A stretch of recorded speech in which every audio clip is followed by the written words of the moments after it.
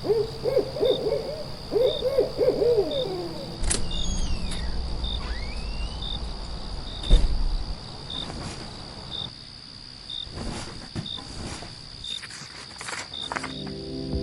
listeners, you're listening to the Midnight Readers podcast. Grab some tea, a midnight snack, and cuddle up in bed as we dive deep into today's most popular fantasies, sci-fi, and mysteries. We're your hosts. I'm Lily. I'm Brittany. And I'm Christy. This season we'll be discussing the cultural phenomenon that influenced the entertainment industry for generations with its cult following. That's right. Hold on tight, spider monkeys. We're headed to Forks. When you can live forever, what do you live for? This podcast. You live for this podcast. Also, maybe the vampire who takes a shine to an innocent girl. Welcome to Sparkle High. Let's go. In this episode, we'll be discussing Book 4, Breaking Dawn, chapters 26 through 33, where we find out that Irina's big mouth gets the Cullens family in deep shit with the Volturi. And for readers keeping up, that is now day 0 from mentioning poop. Before we get into it, this is your warning for major spoilers ahead. This includes potentially all Twilight materials, including the movies, interviews, and companion books. We're also avid fans of the Moss universe and might accidentally let spoilers slip for other popular romantasy book series as well. Sorry in advance, like the other seasons, this podcast is rated R, so be warned. Also, a friendly reminder to please like, subscribe, and follow. You can find us on Instagram, Threads, Facebook, and YouTube. You can also join our growing community on Patreon for bonus content and more. All right. Well, last we left off, Bella was in a bit of a bliss. She was enjoying her new life as a vampire. And as far as we knew, the most complicated thing that she was going to have to face was telling Charlie about, I guess, little roly-poly. Not really that she's a vampire, but just that things are different and that she's here and she's going to stay here without telling him everything. But we come back to our series with Charlie saying, you know what, maybe we're going to keep this amongst ourselves. We're not going to tell Renee any of this. And we also find out that in the meantime, Sue has been feeding Charlie. So stupid. I'm sorry, but at the beginning of this book, I swear to God he could cook for himself. I swear to God. Maybe he couldn't. Maybe we're to assume that before she got there that Sue regularly cooks for him and he is completely and utterly incapable of taking care of himself. And I know. She had a husband at the beginning. Yeah, but maybe we just overestimated how good of a guy Charlie was. Maybe, or maybe Stephanie Meyer thinks that men can't take care of themselves. I don't know. I'm very confused as to why Charlie also always has to have a woman feeding him. Go get fucking pickup. Go to McDonald's. I mean, he said he can feed himself. Forks have a McDonald's. Probably. Everywhere has a McDonald's. He did live for at least 3 years without a woman. I mean, maybe not, though. Maybe he did have help and was not capable of taking care of himself at any point. Maybe that's why Renee left his ass. He's useless. Yeah, he really is. It says in the illustrated guide, though, that she left him because he refused to leave his ailing parents and moved somewhere sunnier. Yeah, like he was actually taking care of his parents. But that was just in book 1. So when she wrote that explainer book, was it really for Twilight or all 4 books? It's for all 4 books. It's for all of them. It even tells some things that we don't get to know. Like at the end of this book series, Garrett and Kate they're interested in each other. Sort of an item. I like Kate. In the illustrated guide, it says that they start dating. They go back to Alaska and start dating and oh no, whatnot. Well, we also find out that Charlie seems to be pretty taken with Renesmee. She looks a little bit like Bella, according to him. Although he is very grudgy about the need to know thing. I'm like, those are your rules, dude. Yeah. Your rules. And he's like, it's complicated. Need to know. Why is it? It's complicated. He knows that the more he knows, the worse it's going to be. Like, he's like, you know what? I don't need to know. I don't need to. It's kind of like that fighting instinct. Like, you want to know, but you're like, ugh. But truly, the thing is, if he actually knew, it's probably less crazy than what he is thinking in his head. It might actually be like, oh, well, that's not so bad. Maybe. I mean, there's vampires. That's it. Yeah, but then the Volturi, the Volturi would deem him an unnecessary risk and he needs to die. That's what happened to Bella. Of course. We also find out that her middle name is Carly. Girl needs to stop sticking people's names together. Carlisle and Charlie. All right, Bennifer. My thing is, Carly is somewhat of a better name than Renesmee. It is. But see, that's a shipping thing. It will always be a shipping thing for romance partners. So literally her daughter is I'm gonna stick my mom's together and my dad's. It's just... And I'm getting hot with my mom's ex-boyfriend. Oh my God. Imagine how she'll feel about it later in life, is my thought. Oh my God, you would be so fucked up. Your love map would be so... That would make me so mad. Honestly, she's probably going to hate them later in her life. I'm just saying. Yeah, that would be serial killer status at that point. Maybe they should go ahead and take her out. Oh my gosh. Rachel was talking to me about the previous episode, and she was like, why didn't they just cut her out at a reasonable time? And I was like, for real? Do you think that I have a logical answer for that? Like, I can answer that. I can give you what might be a reasonable answer, but is it gonna make any fucking sense? No. like that whole section where Bella's just dying is insane. Well, especially considering the fact all she went through to have Nessie. And yet, once she has popped out of that shithole, she didn't care anymore. She doesn't fucking matter anymore. She's like this useless thing that it seems like Stephenie Meyer doesn't know what to do with. And it just, I don't know. She's constantly giving Renesmee to the other people around her. And she literally says, like, Bella is all super happy and whatnot. And she's like, days are for Roblox and nights are for fucking my husband. She's just living her best life. Yes, except for she doesn't want to wake up in the fucking morning and go to Nessie. She wants to stay with Edward. She doesn't want any... it's kind of sad. She forgets Christmas. Yeah. I mean, to be fair, she's been through a lot in the last couple of weeks, but... And to be fair, I've forgotten Christmas too, so I can't judge. No. But no. This is her child's first Christmas. I get more excited at my cat's first Christmas than she did. I mean, it's not like your child's gonna... Well, she will. A normal child wouldn't remember the first Christmas. But even not, you still dress them up and it's all fun and like, they don't remember it, but you do. Yeah. And it's an important milestone, like any first holiday for your kid. But she's like, hey, I got her a little something. That's fine. Like, it's whatever. And even Edward is like, oh yeah, I forgot about that. Like, fuck, we have a kid. I love that Emmett has been messing with her because they didn't destroy the cottage. I'm like, is that normal for vampires? Are we typically destroying buildings when we have sex? What are y'all doing in there? I mean, Buffy and Spike. Oh yeah. Oh my God, what? They brought that shit down. They brought that building down. Oh yeah. Although, spoiler. I was about to say, hold on, wait a minute. I just want to see that episode. What? That was one of the very first episodes that I was introduced to. When flipping through channels, I saw that and I was like... You were like, wait, rewind. Stop.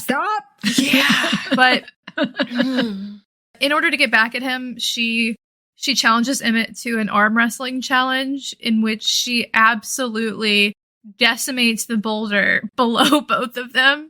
And Emmett's like, I want a rematch. Okay, get in those rematches. Mm-hmm. Yeah, you might want a rematch in like 10 years. But she goes crazy on the like, wah, oof, wah. The ninja moves.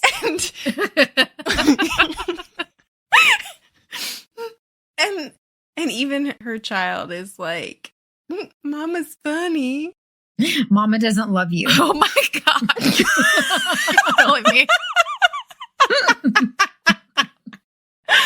Well, I mean, to be fair, literally seconds later after she's like, oh, she laughed, yay. Then she like sparkles and then she gets distracted by Edward's face.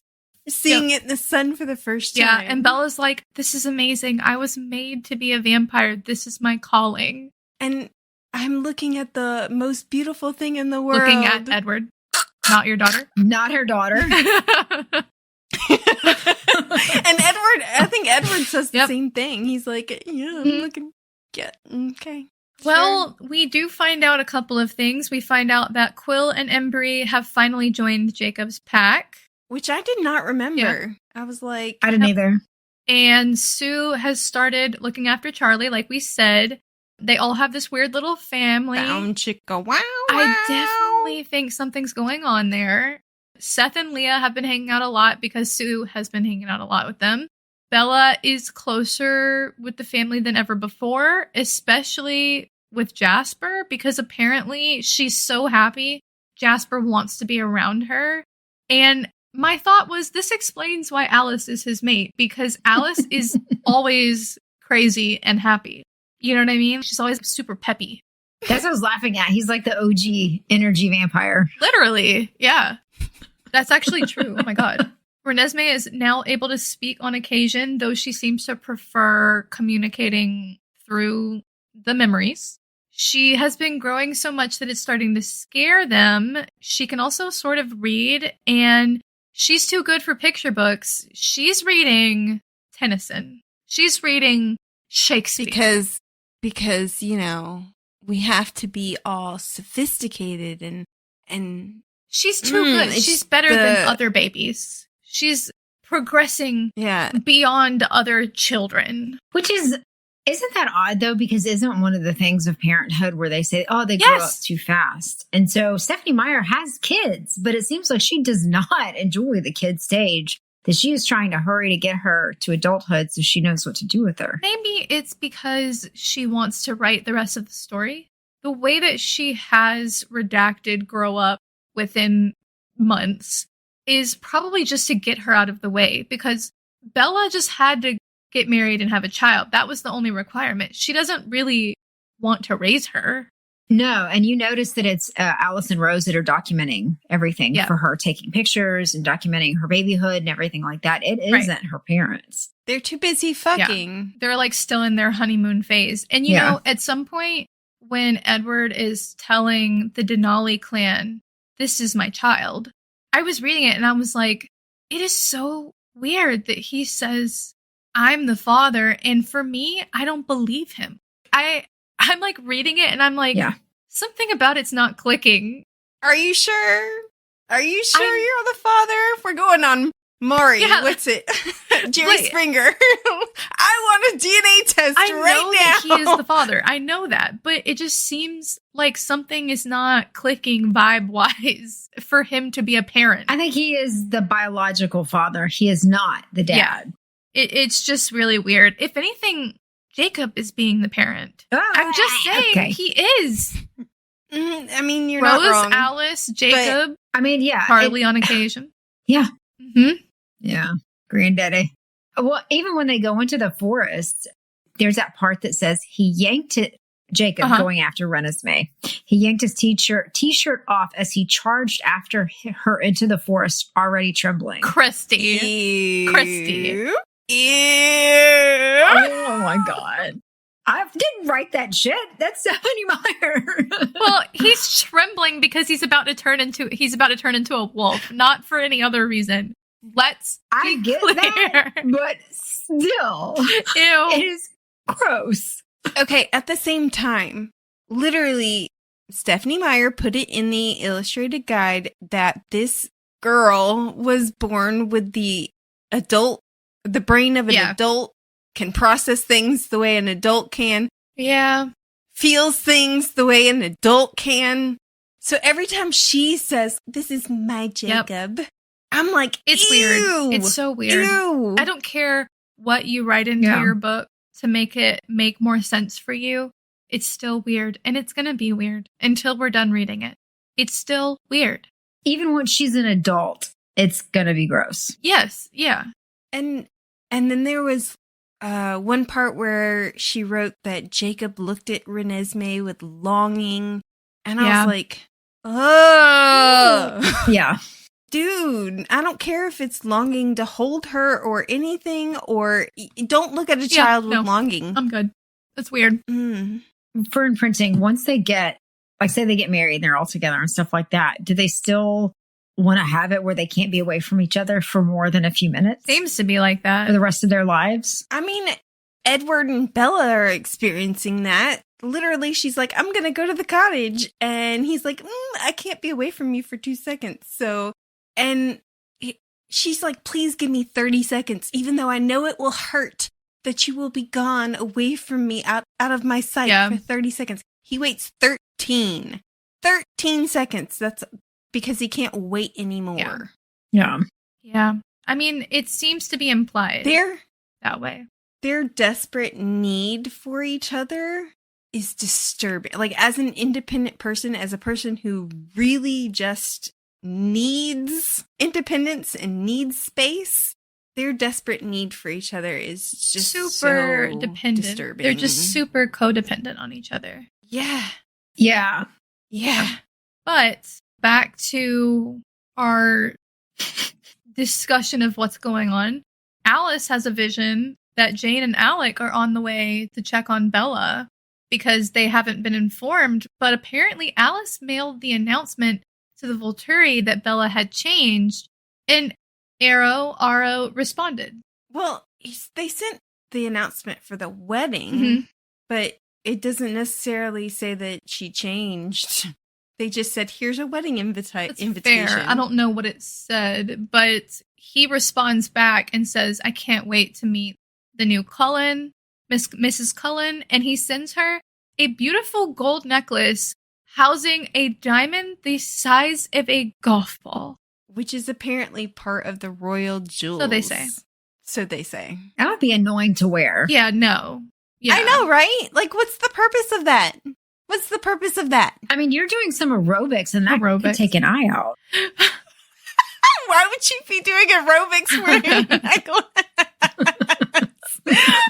I don't know about you, but when I exercise, I take my jewelry off. Not that I wear jewelry. Yes, but this is Bella. She may want to show off her bling. Oh my God. She didn't even want the ring to begin with. The wedding ring. I think she just says that. Bella is she's just so like, I don't need it. It's fine. And then like when she gets it, she's like, I'm so happy. I mean, when she found out that her ring was diamonds, she got upset about it. I just mean things in general. Like, she didn't want the wedding, but then when she got the wedding, she was like, "Okay, this is really nice." Oh yeah, you know, yeah, like this is actually pretty cool. She's quick to tell people she doesn't want things. Although she still doesn't want the. Is it a Jaguar? The Ferrari. Ferrari. A Ferrari. Which, honestly, Ferrari. I get that.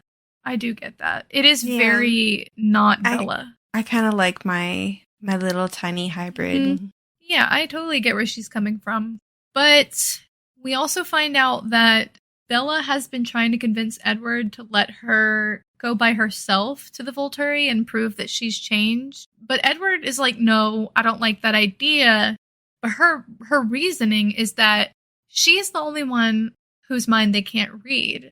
So there's no way they could find out about little Rigatoni if she goes alone. But if she goes with the family, then that'd be a different story. Throughout this entire section, Edward just makes stupid, irrational decisions. A lot of it is just him telling her she can't do something. That's really all it is. Like I said, stupid, irrational decisions. This is 4 books of that. Yes.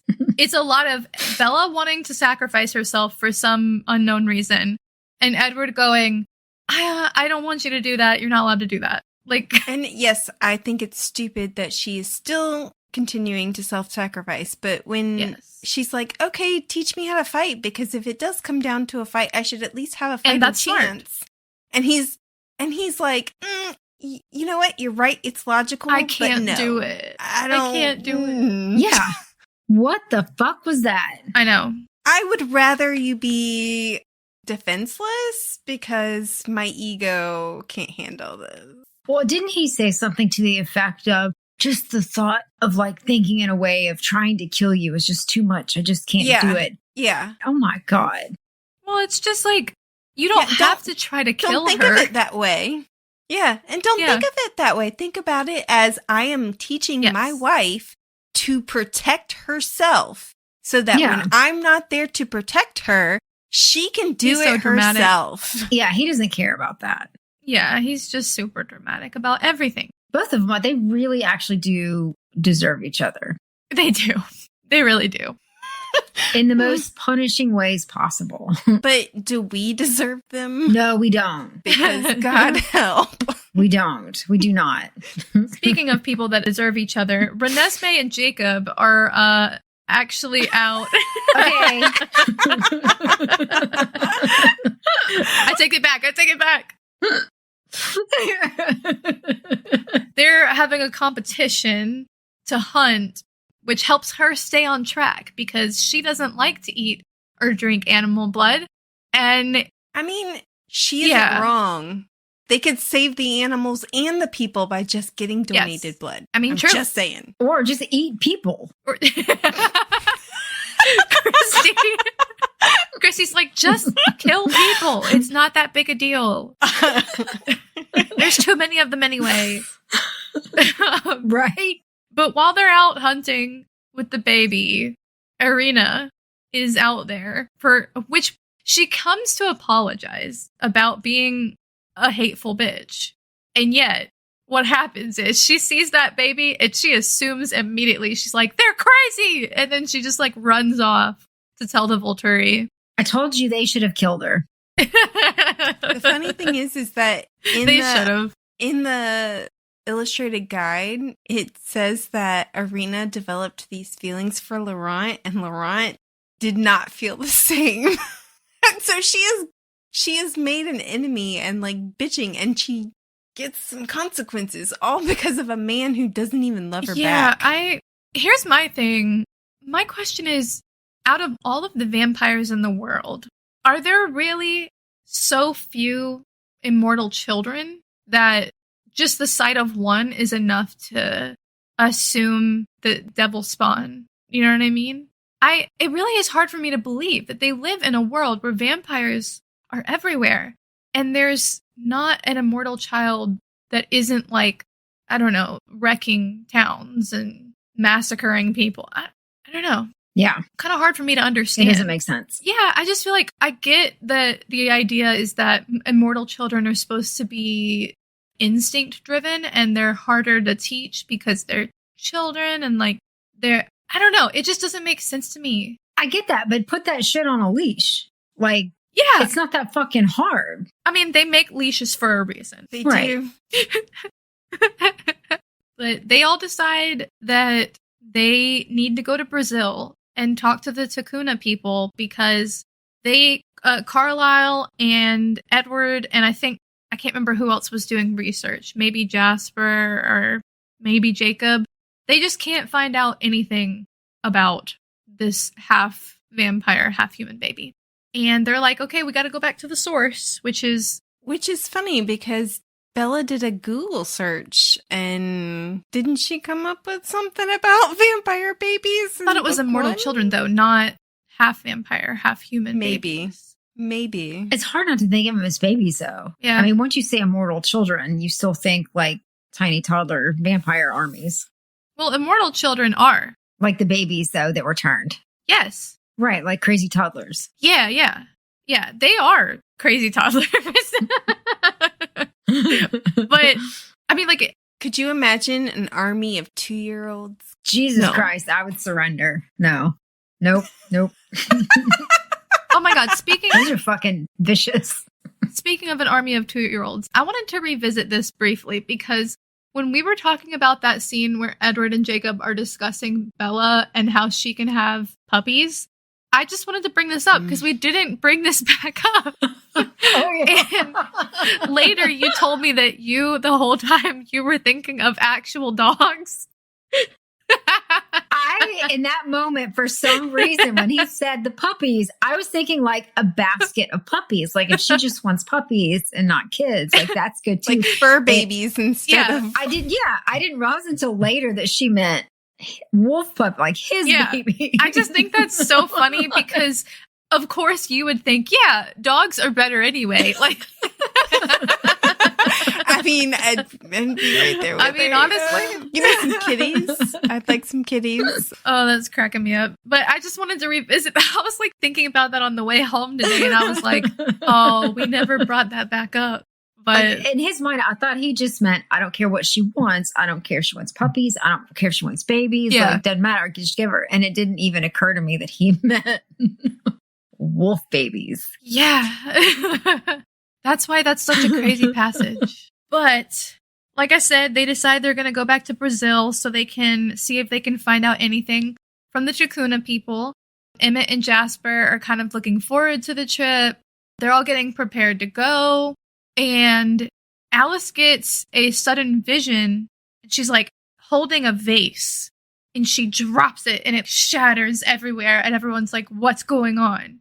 And she's still in the middle of the vision when this is all happening.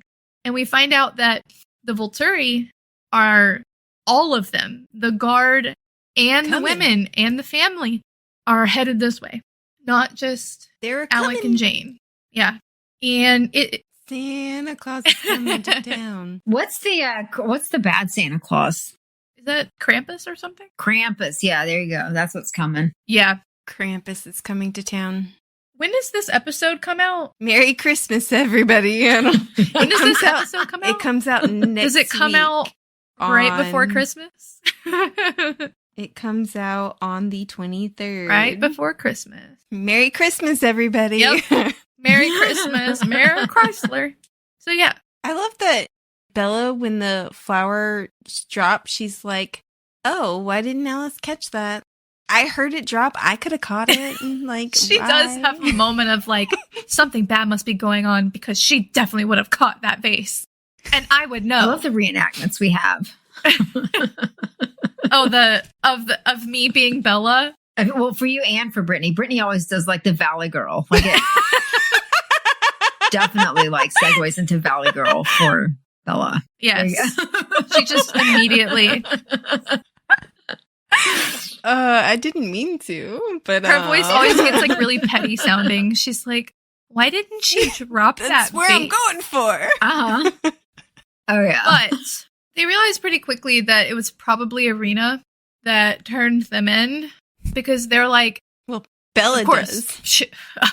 Of course, they take a minute to be like, oh, "Yeah." What's going they're on? all like, "Why would the Volturi be coming? It doesn't make any sense." And then, how do they fucking survive without Bella? I have no idea. They can't make any conclusions without her. Nobody can survive without Bella. Not Renee, not Charlie, not the Cullens. But she comes into their lives, and then they all of a sudden just can't take care of themselves. Yeah. And they start to realize, oh shit, we got to figure something out. And that's how they come up with this idea that they're going to call everyone they know. First they sit there until daybreak, just staring at each other, which I am imagining the most awkward fucking scene of just like, Edward, I'm gonna lose you. We're all dead. I'm just gonna drown in your eyes. The chapter opens with her being like, we just stared at each other all night. I'm like, for hours. What? Not your child that they're coming for, but each other. You didn't talk about stuff. You had all night and you didn't like talk about anything. You just laid there. Nope. You don't sleep. So like, what? They just accepted that they were going to be doomed. And so they drowned in each other's eyes. I just don't understand. But I mean, imagine not being able to sleep. Can you guys imagine? No, I love sleep. I've talked about this before. It's where I have my other worlds that I get to visit. And then I forgot to mention right before this, Alice starts freaking out that she can't see the future. And she grabs Jasper and they book it. And she's like, I'll be back. And then she's gone. I don't think she was freaking out that she couldn't see the future. I think she saw something that made her go, I gotta leave before Edward sees this, because he's sitting there going, slow down, I can't get that. Can't get all that. I didn't think of the fact that it could be Edward, but that makes sense. Yeah. I was thinking it was partially that she couldn't see, because I'm thinking she's putting things together super fast, but also she's having trouble seeing everything because currently Renesmee and Jacob are involved and they're nearby. And she has a harder time seeing all the pieces when they're nearby. So she was like, I'm going to go figure things out. Doesn't make sense to me. Why, whether or not they're nearby doesn't negate whether or not they're in the vision. She's had visions of people perfectly fine with Jacob and Renesmee there, as long as it didn't involve them. Right. So I don't know if that's a fuck up. That might just be Stephanie Meyer. I think that could just be me misunderstanding how Alice was. That's what she said. That's what she said. But maybe I don't know. Maybe. But Alice has left a note. She has left a note with Sam, who let her cross over their territory in the middle of the night, and she tells them to seek out the other vampires that they briefly discussed, and that she will be back. And she doesn't say it in the note. She says it when she leaves, though. Well, she says, I'm going to go out into the woods, and then sneaks away. It's very much implied that she's not coming back. Okay, so, but why? Answer me this, if you can. Why did she not just stop and tell the rest of them what was coming down the pipeline? Because of Aro. The idea... Because he could see it, correct? Yeah. So I think keeping the Cullens in the dark is, in her mind, the best idea in case, one, her and Jasper get caught, and then two, any of the other Cullens get caught. Because if they end up facing off with the Volturi before she can get back, they won't know her plans, whatever she's got going on that she thinks can help them, which you'll see, I think, later. But Bella kind of puts that together later whenever she has to go to Jay Jinx and this shitty lawyer and get these fake papers and stuff. And Bella's putting it together in her mind. She's like, oh, Alice knows that I'm the only person that can't be mind read. So she tells me some of the things that I can do to help, because nobody else will be able to do it without potentially putting their plans at risk, I guess. But I mean, for her to do all that, she still tells Sam at least some of it. And they could read Sam. She didn't tell Sam any of it. She just said, here, let me pass, and here's a note. Don't read it. And he didn't read it. And he got all uppity about, well, she ran? He's assuming that she just abandoned them. And Jacob also thinks that. Which they all do. They all do, kind of. They question it. They're all going like, Alice wouldn't do that. Alice wouldn't do that. But they're all also going, but wouldn't she? Wouldn't she? She kind of did. They're like, we understand that she is allowed to leave, but they don't question the fact that she is abandoning them when in reality she's not. And the fact that they doubt her a little bit pisses me off. Yeah, I mean, y'all are supposed to be this so close that Chelsea can't break your bonds. But But didn't it seem unnecessary? Because she could have gotten Bella by herself and told her, because Bella can't be read, and asked for her help. And how would she get her by herself, though? I mean, you never know. 13 Edward is always there. 13 seconds. They couldn't be apart 13 seconds. 13 seconds, but there would have been at least some moment where she could have. She had to act quickly. Gotten she had to her. act quickly. Because there was only going to be so much time for her to get across the land and get going. 2 weeks. She had a month or something. Some wildly long amount of time. It's a month before the Volturi comes, but she has to go to South America, talk to people, she also is the one that sent Peter and Charlotte, and she sent the Amazon coven. I don't know. I just feel like this could have been done a little bit differently. So it didn't, like you said, where she didn't leave. And then they just accepted that, well, she left without, because it didn't sound like they thought, okay, she had a good reason to leave. She's protecting us in some way. Let's wait and give her a chance. It did sound more like, well, that's just Alice. Okay. You know?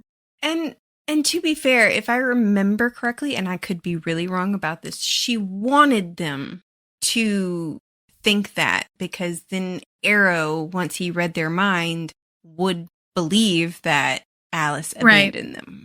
Maybe to save herself. Maybe she wanted them to think she ran so that she wouldn't get stuck with the Volturi. You know what I mean? That Arrow couldn't take her or whatever.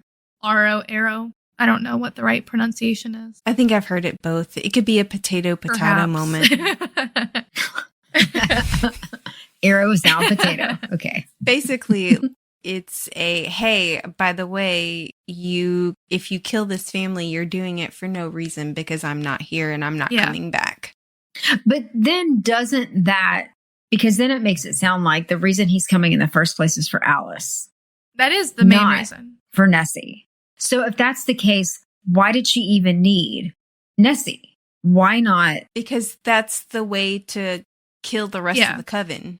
That's his MO, is he finds covens that have somebody he wants. He goes, he accuses them of... I mean, writing wise. Well, he's got to look good for everybody else. The guard don't necessarily know that he's doing this to collect people.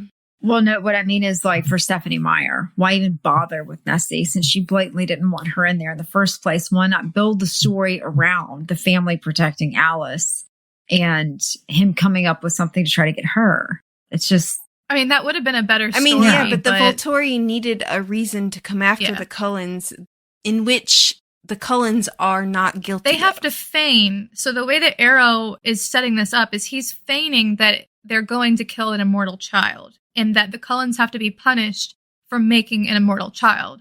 But the real reason is that he wants Alice, and he needs a cover story to tell everyone else that that's why they're going to kill all of the family. So that they can still be good. They can look people. like...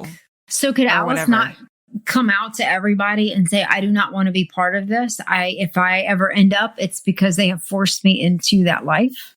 Maybe. I mean, they talk about some Volturi, because when the Denali clan shows up, and what's the guy's name?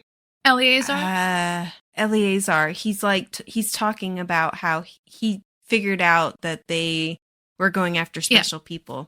Heidi, the woman who was going around getting food and bringing it back in New Moon, she was in a coven that actually included Victoria, which is a little too coincidental for me. I feel like, okay, I'm going off on a tangent here. Stephenie Meyer tends to like connect everybody, because it was really coincidental that James, the person who goes after Bella, also is the reason why Alice is a vampire. And that's one coincidence. And now you've got Victoria. It was also part of Heidi's coven, and she's the only survivor other than Heidi to make it out of this coven because the Volturi came for Heidi. And then there was also Dimitri is the first special vampire that Amun made. And was he? Oh, I forgot about Chelsea, that. You're right. Yeah. Chelsea managed to persuade him away. And I was like, there's way too many coincidental connections. For me, it's like the world is too big for us to only have like 30 vampires. Yeah. There are way too many connections. Small town connections. And how did Victoria survive? She is not a very strong vampire. She's not very smart. Her running. Her special gift was surviving and running and escaping. Yep. What? You must have missed that part. When has that gift ever been used in any of these books? There was a whole book of it. In book one, she manages to evade Edward and the rest of the Cullens while he's hunting James because of her special gift. Because they were idiots. Because she is exceptionally gifted at running away. She's real good at running away. That's what her gift is. Isn't she in pieces now? Yeah. Huh. Edward's ability to get underneath her skin was better than her gift. Okay. Anyway. We'll just roll right past that one. Yeah, anyway. Just way too many coincidences. And I forgot what I was originally talking about before I went on this tangent. We were talking at first about how Arrow comes in and takes people. Yeah, Heidi was one of those people. She was she was also persuaded by Chelsea to join the Volturi and she was repentant about her misdeeds, which they just got accused of being too big. Interesting. How has the Volturi, 1500 years, how has the Volturi gotten to this point? I don't understand how you didn't have masses of other vampires that went to slaughter them. I mean, I get that they've got some special weapons, but you take a few of those out and then that's it. It just doesn't make sense that 1500 years and you wouldn't have had somebody go after them. Well, the Volturi took out the Egyptian coven and the Romanian. Yeah, so there coven? were other groups that did attempt to take power from them. What I'm saying though, but if everybody came together. But when have vampires in this world worked together very well? Well, yeah, I mean, I get that. But what I'm saying is at some point there would have been such a threat that you would think that they would. I don't think anyone cares about taking their power. They also, to some degree, like Jasper and the Denali clan both respect the Volturi. That's true, because I did make a note that Edward makes him sound just and peaceful and that only criminals would find them evil, which is a little terrifying. Yeah, they're supposed to be like a governing body. They're supposed to be trustworthy. It's the fact that they're taking advantage of their power that is supposed to be the anomaly. And yet it's the rule. We are reminded when Bella asks Edward to teach her how to fight that Alec and Jane are the biggest contenders that they should worry about, which we already talked about their powers. Jane can make you feel pain in your mind. And Alec can take away all the senses, and so together they can do a lot of damage at one time. Although, I wonder if they can work their magic on one person together. Because if you take away all the senses, then you can't feel pain. Maybe not, but I don't think they would need to. They wouldn't. Hypothetically. Like when you said together, I was like, And then Bella tries to convince Edward to let her fight Alec because she has the mind shield, and he's like, no. Which I think is dumb. How arrogant of Bella to be like, yeah, I can take on Alec. He probably hasn't learned how to fight. He's got this special gift. It's fine. I just thought that was hilarious and very naive. They have been killing people for hundreds of years at this point. Do you think they haven't? Yes, but they've been also doing it in a way that's like a wuss. Like they stand back and do it. They don't actually. It's been working for them. We don't know that, though. I'm just saying, whatever they're doing has been working. It has. It has, but if you can get close enough to slap him, he's probably going to go down like a bag of potatoes, Arrow style. Are you sure? Be careful. Sure, I'm pretty sure that's what Bella is thinking. She's like, if I could just get a hit in. But I mean, listen, it's a good tactic. Just slap him real hard and run. And let's see if he goes down. And if he doesn't, then, run faster. You just need a butter sock. Just a stick of butter in a sock. Just, A butter sock? Yeah. I was thinking a rock, but actually butter sounds great. My iCarly is showing. Just, give him a nice little spanking and move on. Spanking? No, he might like that. Oh, God. He's 12 or something. They're 12. Yeah. So then he's old. Obviously. He was a child then, maybe. In terms of Renesmee and Claire, yeah. But anyway, she has this hit list, and it's like Alec, and then Jane, and then Dimitri. And I'm like, Girl, what are you going to do? you're not going to get past. You're going to take 2 steps towards Alec, and somebody will take you out. Somebody will take you out hard. Now, like you said before, Edward tells Bella that Eleazar used to be part of the Volturi Guard, and that's what we find out later why he knows so much about the Volturi. We also know that he can read vampire gifts, and when the Denali clan come to talk to them about Renesmee, that's when Eleazar tells them that. Are you laughing at clan? What are you laughing at? I'm laughing at your notes. What are my notes? Because what? You say Renesmee touches Carmen, showing her the truth of the memories. You'd think Eleazar would be more open to it since his gift is sending gifts. I meant to say sensing gifts. But I wonder how the sensing gift works. He immediately knows that Bella is a shield. You're changing it. He immediately knows that Bella is a shield, but does he know what she can do or the extent of her gift? Maybe the power level of her gift? Because she has to tell him how it works. She's like, yeah, certain gifts work on me and some don't. And he goes, oh, so it's a mental shield. Chrissy's losing it. And basically, he's just... In my mind, I'm just picturing Eleazar on a computer on Amazon and like ordering shit and like being like place order and being all excited. That's his gift. My one typo has done this.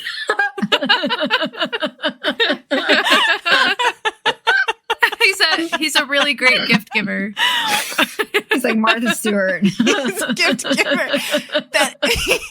He is the Martha Stewart of vampires. Oh my god, he's Santa. He is. He's Santa. Oh my god, he's Santa. Or would he be Krampus?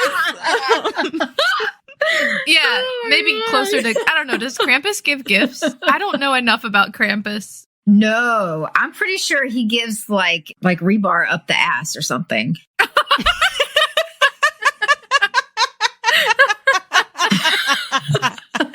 Oh my god. Oh, okay, man. No Krampus gifts from Eleazar.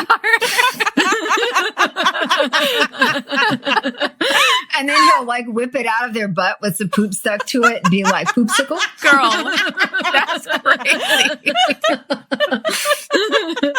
It has been 0 days. It's been 0 days. It's been 0 hours. What are you talking about? Restart the 0 minutes. Oh my god. Sorry.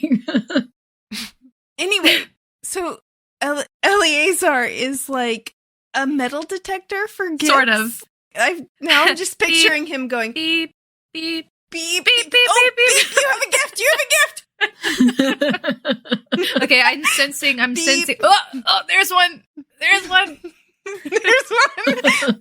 I don't know how far it is underneath the ground, but in this direction. It looks like the size of a penny. Dig in the sand.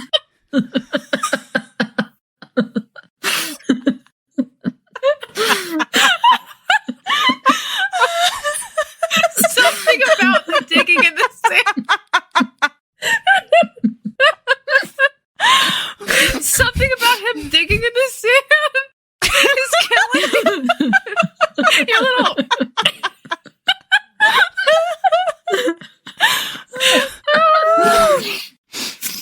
Oh my god, Christy's little hands doing a little digging motion. Oh god, I'm crying.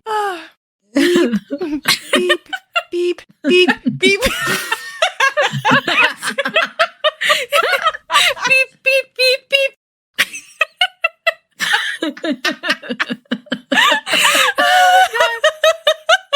Oh my god. Oh, sometimes I do wish we were a visual podcast because people need to see what is happening sometimes. Oh my god, I'm crying. Uh-huh. Okay. Anyway. But she wins over back to little Rolaska talks. They have to Rolaska talk. yeah, Ragnarok, her. they pimp her out to the Denali clan. They're like, all right, go on, girl, tell them. And then she does the little hand thing on Carmen's face, and Carmen's like, oh my God, mi baby linda.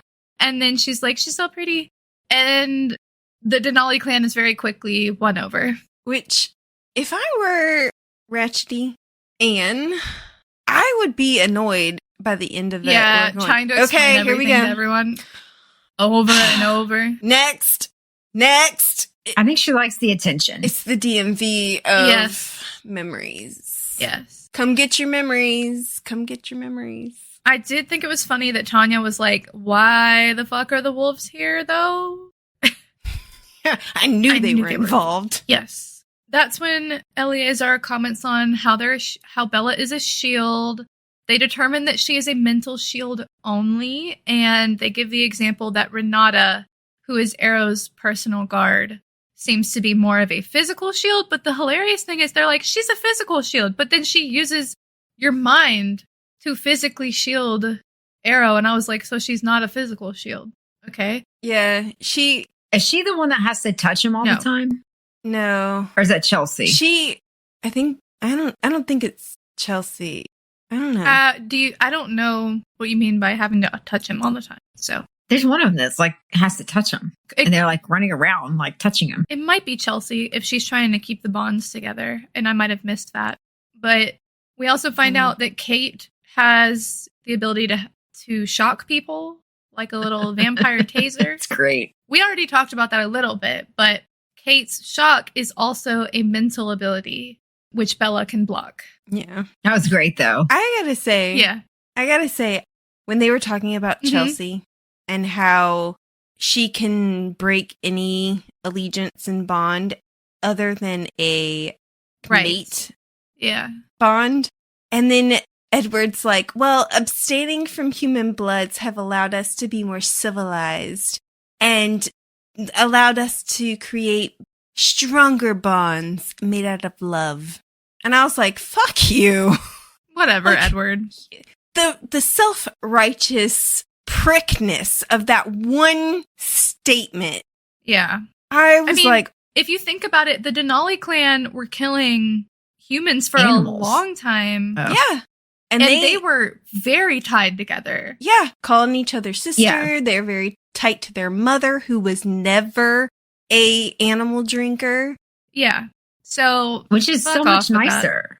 That's when you're actually more pleasant, is when you kill humans and not animals. When you kill animals, you can't create those bonds. Yeah, we bonded by hunting people together. This one guy, he was totally screaming, and my sister... This one time at band camp. I love that Edward was like, if you remember, usually human-vampire relationships don't work out very well, do they, Tanya and Kate? And they were like, I don't know what you're talking about. I mean, I'm just saying, I still can't get over the fact that when a guy, since again, Edward couldn't kiss Bella without potentially turning her, the fact that a guy sticks his dick in a female vampire and doesn't get turned. According to Sarah Elizabeth Gallagher, the mouth venom is the only one that can turn you, supposedly, which I think is really crazy. Because when they injected Bella in the heart with venom, does that mean that was 90% spit? Yeah. It was spit. Yeah, you knew where I was going with that. Mm-hmm. So that venom that they directly shot into her heart, that was spit? That was spit. But that venom circulates around your body. Yeah, girl, I don't understand it either. It doesn't make any sense, especially since you're like, oh, my tears are venom too. And my eye juices are venom. The more we discuss it, the less it makes sense. It makes no fucking sense. I don't care how many things she adds to the illustrated guide to make it make sense. Oh, I saw a comment that I thought you guys would think is really funny. I saw a comment that said it would have been more interesting if they were gargoyles. Because they're rock hard. Store. And they're not, I don't know. I just thought that was kind of spot on. Like, if they were gargoyles, that would kind of make sense in a lot of ways. Gargoyle smut. Yep. It's a thing. The vagina caves would actually make sense in that aspect. And the little, marble dicks. Yeah. Did you watch the video that I sent? I started to, but didn't get a chance to watch it. You guys gotta watch it. The one that I just sent before we started. In the group chat. In the video that I just sent, it's the video when someone asks Sarah Elizabeth Gallagher, how does she think that Edward is always hard because they're supposed to be like marble? And she is trying to explain it, and she goes, I like to think that because they're always hard, it's like a lever. And she's like starting to cry as she starts. She's like, I need to be compensated. Okay, but think about it. When Bella was a human, she would always touch Edward and be like, his skin is so hard and it's like marble. So even if he was flaccid, he would still be hard. Exactly. Yeah. He is hard 100% of the time. But that is curious. So she thinks it's a lever because otherwise it would just be sticking out all the time. And he would be pitching a tent wherever he went. So there has to be a way to lock it in place up on his belly, right? Or maybe between his legs, like towards the back. Sarah Elizabeth Gallagher, this through is his butt cheeks. Maybe it locks him through his butt cheeks. like a drag queen that tucks it up in the back. Sort of, yeah, but it would click in the back. Clicks in. Yeah. You're killing me, Christy. Oh God, this has got to be canon. Sarah Elizabeth Gallagher, this is our formal request that you join us on an episode. We want to talk to you. Yes. Come tell us your thoughts. Is it a lever? Oh, yes. I would love that. How do female vampires have sex? Is there juice? Is it a dry cave? Or is there venom? Marble's pretty slick, though. Oh, true. But you would still need something going on down there. Yeah. Yeah. I thought you said a name and not instead of marble. And I was like, what? I was ready to hear you out, but I was like, wait, what? Didn't know that you swung that way, Christy. No. Okay. Anyways, back to them trying to sway all these other vampires to join them in facing the Volturi. We've already talked about the Denali clan. A couple of the other vampires that join them are the Irish clan that consists of Siobhan, Liam, and Maggie. Then we also have the Egypt clan, which is Amun, Kebi, I hope I'm saying that correctly, Benjamin, and Tia. And then we also have a few nomads. We've got Garrett, who seems to be fond of the Denali sisters. We've got Alistair, and then these two random people, Mary and Randall. We also... Which we learn nothing about. No, we don't hear anything about them at all. There's also Charlotte and Peter, who are Jasper and Alice's old friends. They were originally from the Mexican clan. And there's also two Amazonian women who arrive originally from a clan of 3, but only the 2 arrive, Zafrina and Senna. And we hear that Kachiri stays back with Alice in South America. Did I get everybody? And the the Romanians, which are Stefan and Vladimir. They show up later. Yeah. But I just wanted to say how unrealistic that everybody basically, even the people who don't want to touch little Roblox, they're all just accepting of this, and they completely 100% fall in love with this girl. And just, are you kidding me? Most of them, you are batting 100. Keep in mind, well, not everybody likes her, but well, there's Amun and Alistair who refuse to touch her. Yeah, but pretty much anybody who does touch her falls in love with her. Yeah. Okay, that sounds really bad. She has a way of charming people somehow. I don't know what it is, but she can charm them. And you know who else could charm people? Hitler. Oh my God. Sorry. Jesus Christ. I did not know where you're going with that. We hate on that little demon spawn a lot, but Renesmee seems to be all right. She's not that bad. Yeah. Yeah, she's not that bad. I'm just saying. And actually, I feel bad for her. There's something about somebody who is so likable and so lovable that makes me want to be like, what the fuck is wrong with you? But this is a baby, though. This is a baby.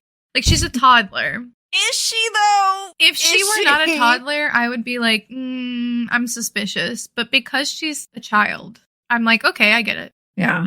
I feel bad for her. At this point, I actually kind of like her some. A child in body only. I kind of feel bad for her, too. A child in body only. She's got the brain of an adult. That does not change that she is a child, though. But no. I would like to say a couple things about our visitors, if possible. Brittany, what is your thought that you're holding in? Just the language that she uses to describe everybody involved, including Jacob and all these new vampires, and it's disturbing on multiple levels.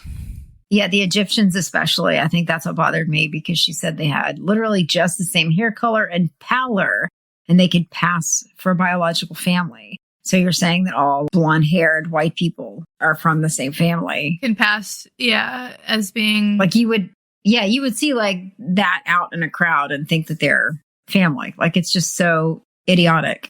Basically, if I go ahead and dye my hair a dark brown / blackish, the three of us can be sisters. Yeah. Close enough. Yeah, no, I did not like the way that she described a couple of them. Not just Amun and Benjamin and Tia, but I was a little surprised as well to read in Siobhan's illustrated guide section. I mean, don't get me wrong, the racism we've already discussed and everything, and that's an issue with the Egyptian clan, and it's also an issue with the Amazonians, which I don't feel right calling them Amazonians. I don't know why. But there's also the description of Siobhan is she was literally called in her village the big blacksmith girl who scared suitors off because of her height, strength, and profitable occupation. So she was a blacksmith. We don't like women who can do shit and for she themselves. Was a big girl. God. And I was like, okay, talk about feminism. It's hilarious because Stephanie Meyer writes her like, oh, but she was actually very beautiful despite how large and muscly she was. Who in this world isn't very beautiful? I'm just saying. I just think I would like them to turn a genuinely ugly person into a vampire and see if they actually look angelic or whatever. Well, afterwards. Her whole story is kind of fucking crazy because one, Siobhan is the first canonical plus-size vampire we've met. And I just want to remind you guys that Edward, the first time he sees her and he flashes back to that in Midnight Sun, he says something along the lines of, she was huge, but he doesn't say huge. She was a large woman, but she was aggressively feminine and he didn't know where to look because she's curvy. But he literally says in the book, he's like, I didn't know where to put my eyes. He's like panicking about being attracted to her. No, literally. Eyes up here, Edward. But she's canonically beautiful. Okay, Edward. Despite, this is how Stephanie Meyer says it, not me. Despite how big she is, she's incredibly beautiful. And she is kidnapped by a Turkish vampire named Sankar, who desired unusual women for his harem. Which, of course, he's Turkish. Like, this lady loves her stereotypes, doesn't she? And he rapes her and turns her. I'm pretty sure just about every woman in this book was raped at some point. There's or a lot of attempted assault. to rape. Although, that doesn't actually make sense. Why would you do that? Because once you turn, then you're stronger than, correct? At that point, you're stronger than your older vampires. So why would you rape somebody and then give them the ability to kill you? Yeah, she killed him. Maybe he thought he could control her. But yeah, she did kill him. Oh, she did? Yeah. Good for her. Okay. Yeah, I said the same thing. I was like, good for you, Siobhan. Yes, claps are all around. Yeah. If only we could do that in real life. If only we could do that in real life and be accepted. No, it's crazy. It'd be acceptable behavior. I will say that Siobhan's backstory is interesting, but she's one of the vampires with the longest backstories. Alistair also has an incredibly long backstory that I will not be going into.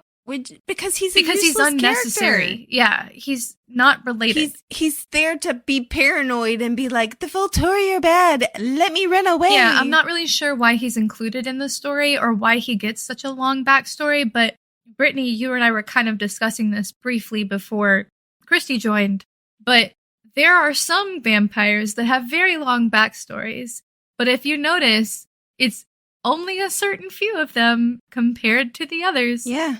Although I would say Amun does have a long backstory. Because he... Yeah, but is it evil? Yes. He's like... Because he's... That's why. Also because he's in opposition to the Volturi, I would say. And they had to describe how Dimitri also fit in with him. And how he has this... He was one of the big covens before the Volturi took over.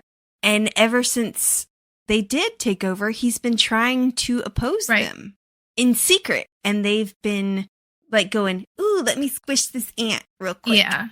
Wait, for Dimitri, though, Dimitri's gift is tracking. Mm-hmm. Tracking people down. He's the best tracker ever. So, right. But quick, kind of off to the side question. Alice left, but can't he just track her down? Yes. Yes. That's why he's on Bella's hit list. And Edward claims that he's going to kill Dimitri on behalf of Alice. Yeah, okay. Yeah. Yeah. But another thing I wanted to note was Amun. I think it's Amun in the audiobook. So Amun is the vampire that turns Benjamin, which Benjamin is turned around 18. Real quick, sorry, I have to say I keep picturing the guy from the movie and I really is that him. Rami Malek?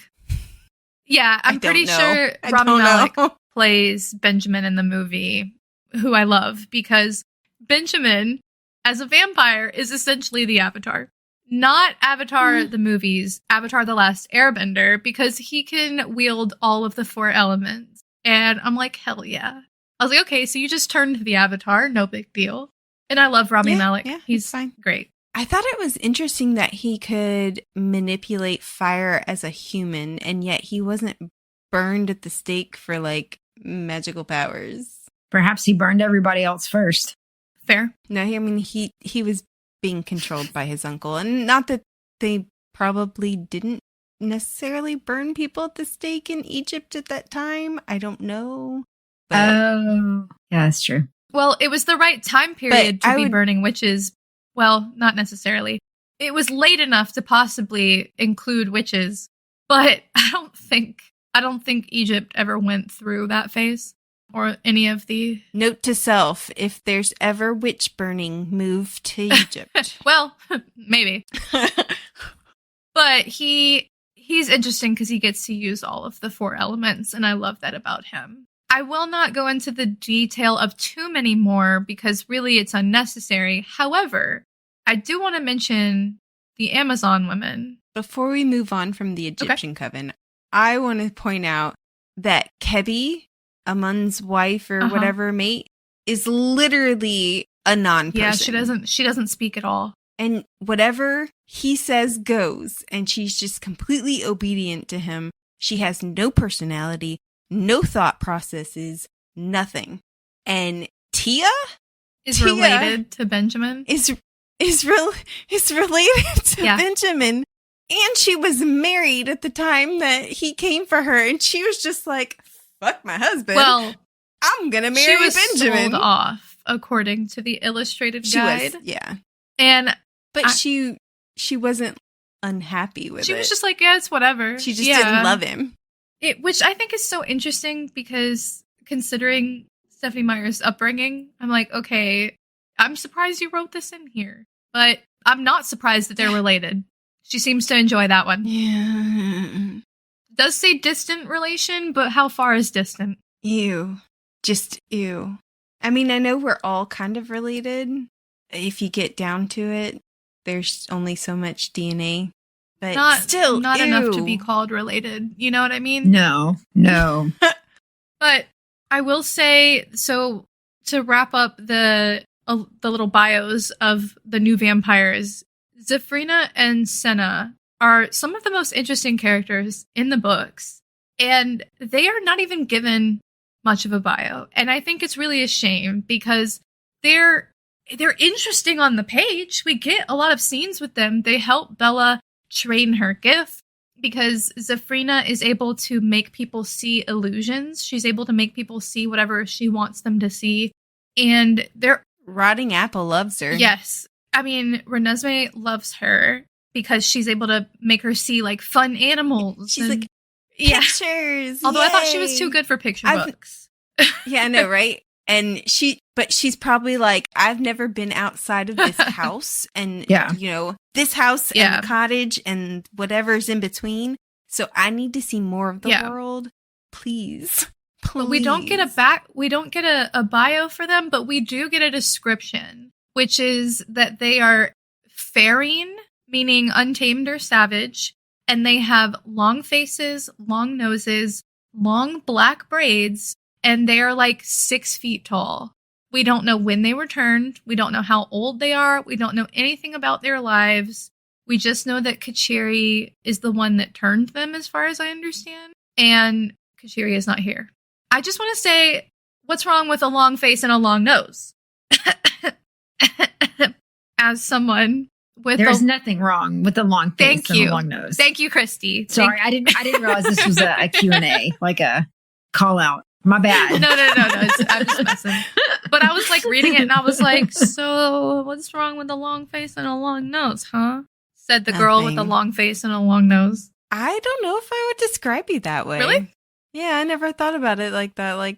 But anyways, I just think they're really cool, and it's a shame that they didn't get any background in the books or in the illustrated guide. We also have, last but not least, Stefan and Vladimir. I do want to bring them up for a moment. Really? Vladimir? The Romanian vampire? Yeah. Can we please have some creativity? Oh, not just that, but Stefan from the Vampire Diaries and Vlad from the actual original Dracula. Was Vampire Diaries before Twilight? I don't think so. I don't know. Was it not? I don't think so. I can Google it real quick. Oh, okay. So I guess I can't nail her for that. Maybe Vampire Diaries stole it from her. Vampire Diaries first came out in 2009. The show. Let me check. Okay, when did Breaking Dawn? Breaking Dawn comes out. Breaking Dawn came around out 2009. Right? Are you sure 2009? Because that was when I watched New Moon with Abby. It was in theaters. So Breaking Dawn, the movie, came out in 2012. But so see, she totally could have stolen it. Let me check the books. Okay, the novel Vampire Diaries came out from 91 to 92. Yep. Dang, yeah, that's first. So, there it is. Wait, 1991? Yeah, the book. Yeah. Are we sure? I was in high school then. That's what it says. I don't think Twilight came out when I was in high school. The Vampire Diaries. We're not talking about the TV show. We're talking about the book. I'm confused. What? I'm talking about, Vampire Diaries, the book came out in 91 to 92. And the TV show. There's a book, Vampire Diaries? Yeah, the TV show is based on the book. Oh. Yeah, and then Okay, I did not know that. The show comes out in 2009. Now, for Breaking Dawn, the book comes out in 2008, but the the Breaking Dawn, the movie, comes out in 2012. So they're both later than the original Vampire Diaries books. Okay, so she could have taken it from that. She could have. Yeah. She could have. She definitely could have. Although she wouldn't have known how popular it would be. Yeah. Her bad. But anyway. But I mean, seriously about the Vlad thing. Yeah. Be more creative with the naming. Unless it's going to be Dracula. How cool would that be? There's other names. Vampires. Yeah. Even Buffy had Dracula. She did. Mm-hmm. The real Dracula. But it wasn't Vlad the Impaler. Dracula. Anyway. By Tepesh. Tepesh, yeah. The third. Anyway. Okay, so after they've met all of the vampires that say that they're here to help and support the Cullens, there is a scene where Bella is training her newfound shield technique, and they essentially get Kate to shock the fuck out of Edward. It's great. Because she says she needs better motivation than what Zafrina was giving her. Did I say her name right? Yeah, because Zafrina could just use her illusion powers and Bella could try to block those, but Kate thinks that Bella needs more incentive to learn faster. Yeah, which, to be fair, she learned she had an ability and managed to progress it to projecting it from her pretty body fast. In a week? Yeah. Yeah. Like, Kate was a good teacher. Vampire Bella she can do no wrong. Yeah, of course. She's special. Except for as a mother. Oh, yeah. Well, she's a suck-ass mother. She's not Vampire Mother of the Year. She is not that. Honestly, at this point, she should get her ticket to heaven revoked. Like, no. All she had, you have to actually take care of the kid. All she had to do was push it out of her, well, she didn't even do that. Her vampire cave. Yeah. She didn't even do that. Well. Anyway. But I do think it's there's a funny scene when Garrett is like, "Can I test it?" And Kate's like, "Are you sure you wanna?" Here you go. And he like puts his finger in the center of her palm and nearly he collapses. It's great. He's like, "Oh!" And Kate's like, "Was that fun?" That's how I picture it. Like tongue. They were cute. I would like to see their books. I know, right? Yes. I do remember reading this and being very fond of Garrett. Both of them. And liking the relationship between him and Kate. And if she's gonna write another book, I want to see their story. There's so many characters in these books that would be fun to have little side stories about that she kind of neglects, Yeah. Yeah. So many of them, like Benjamin or like Siobhan or... Yeah, but then she might fuck them up like Jacob. Yeah, you never know. Stephanie Meyer isn't going to write anything but a love story, so they already have mates. Lame. Now, the last chapter that we get is the chapter where Bella goes to confront J. Jinx on behalf of Alice, who left her this very cryptic note in her book. And which, if somebody fucking ripped a page out of my book, I'd be pissed. Yeah. Which, a little rude, but... Just saying. I do want to say, first and foremost, I don't know how Bella figures that part out.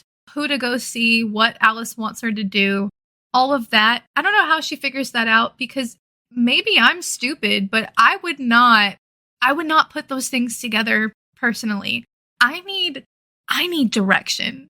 Like, I'm so glad that Bella can just figure out what Alice wants, but I am not that kind of person. I thought Alice wrote it down in her book where she had torn out the stuff. Nope. I thought that's where she wrote it down. Just the name and the address. Well, but she sent her where to go. She didn't tell her what it was. She didn't tell her what she needed to do. She didn't say when. Bella just magically gets most of that right. She just kind of falls into it, which... but she sent her to the wrong place. She did. Sort of. She sent her to the place that would give her the information about the papers. So that she would know that she was there to get false papers for her daughter and Jacob. I'm pretty sure the lawyer would have asked that too, though. But it's just because Max, who is awfully chatty for someone that's supposed to be protecting a big killer boss. When he brings in Bella, he sits her down and he says, what can I do for you? And the only reason she's able to say papers is because of Max. Listen, Brittany, I feel like... Listen. You're making sense. And I don't like it. But you are right. He is very chatty for somebody who is sitting in a very sketchy neighborhood doing criminal enterprising stuff. Yeah. But Bella arranges a visit with Charlie so that she can essentially pawn Renesmee off on Charlie with Jacob, who is also there, and Sue, by the way. Not Billy, though, because Charlie gets really weird about Billy coming over for some reason, some unspoken reason. We all know the reason. We know the reason. He's in love. Yeah. And then she's like, so they get to Charlie's house, and Bella's like, yeah, so I actually have to run some errands. And Jacob's like, what's going on? And she's like, I can't tell you. Like, she doesn't say that, but she's like, you know. She's like, you know how good you are at keeping your thoughts to yourself? But is he? Is he really good about keeping his thoughts to himself? Because I'm thinking no. Although that is funny that now she has to find a babysitter for both Jacob and Renesmee. Yeah. That's pretty sad. But so she goes to like you said, she goes to see Max. And then after she speaks to Max and finds out about the papers, she goes to see Jay Jinx and she arranges for fake documents to be made for Jacob and Renesmee under the name Jacob Wolf and Vanessa Wolf. Great joke. Yeah. Great joke. Yeah. It's cute. Totally cute. Nobody would ever guess that the Jacob werewolf is this new Jacob Wolf. Nobody would ever guess Bella that. was like, he'll get a kick out of that. Like, girl, come up with something else. If you're going to give them fake identities, don't make it that close. Come on. Yeah. Yeah. First of all, at least, like, I know it'll suck, but change his first name. That's my thought as well. Who are they running from? Because Dimitri can track them regardless of what they changed their name to. So who are they running from? She's convinced herself that she's going to kill Dimitri or Edward's going to kill Dimitri to protect her daughter. Yeah.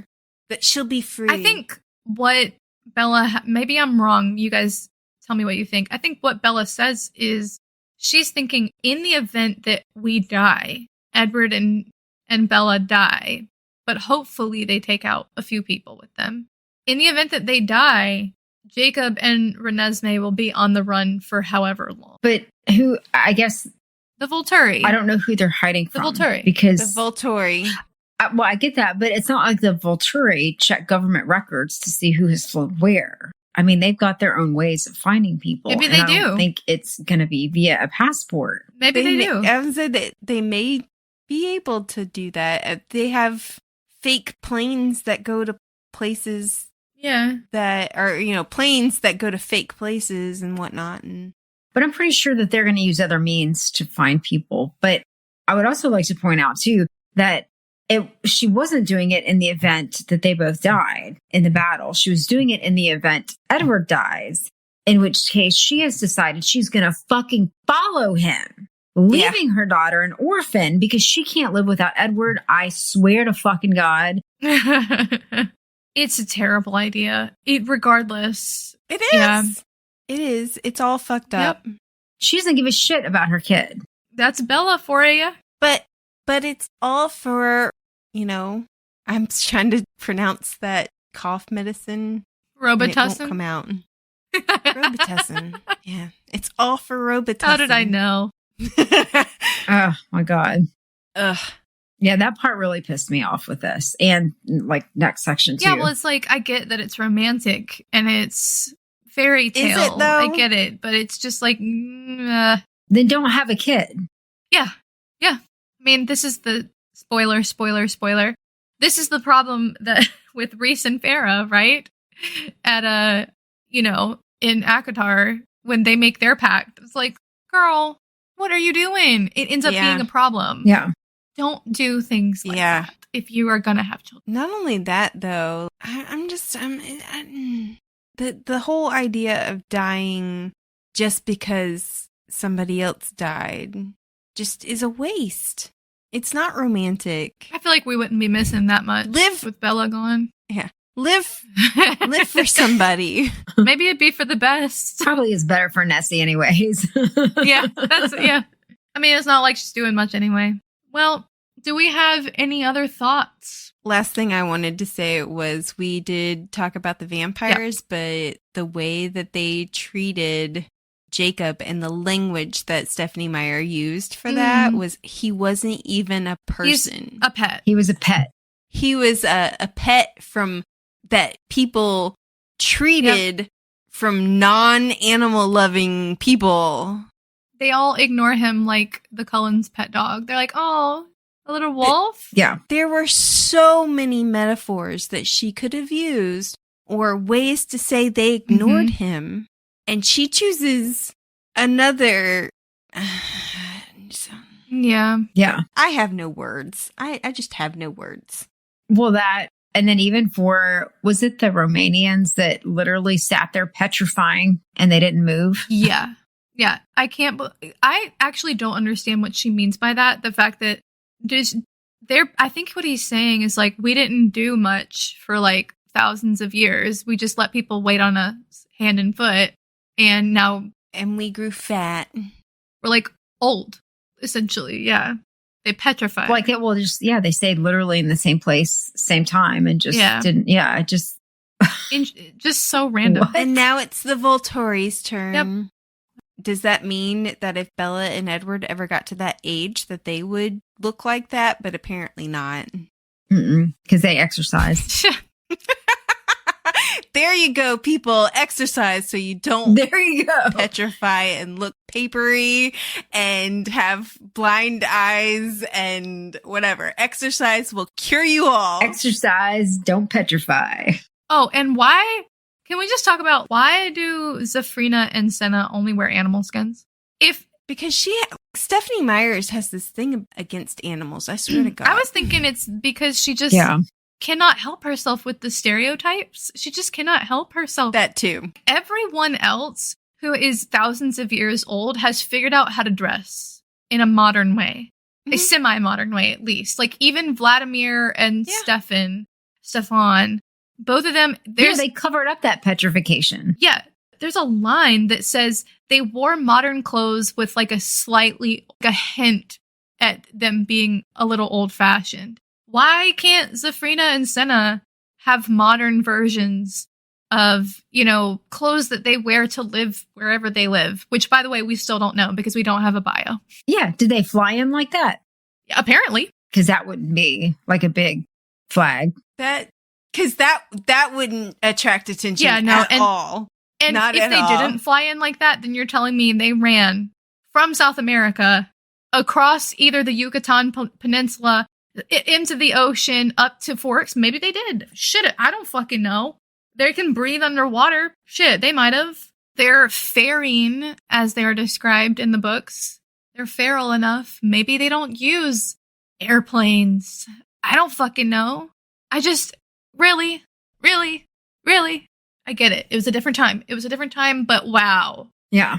Also, Christy, when you said they covered up the petrified body, all I could picture was a petrified dick. I'm just saying. Why did you put that image in my head? Oh my God.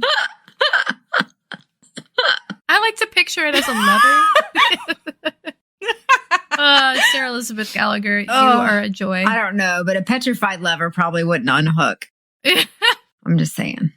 Oh my God. Be dicey. You might break that shit off. Dust the cobwebs off. Papery, thin. And then they would have it in their hand and they would be trying to have sex like boop, boop, boop, boop, boop, boop. Oh my God. Cat hair. Oh man. This is Brittany's fault. I'm sorry. All right. Any last thoughts?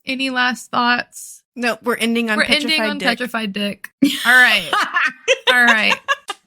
We'll end there. We hope that you'll join us for next week's episode. We'll be discussing Breaking Dawn chapters 34 through 39, which is the finale. New episodes drop each week, and don't forget to check out last season's discussion on the Empyrean series, available now. Please remember to like, subscribe, and follow us on social media. That like and follow are super important for us to continue to bring you new episodes each week, so please do so. You can also support us by joining us on Patreon. Thank you for listening to the Midnight Readers podcast. We'll see you next week.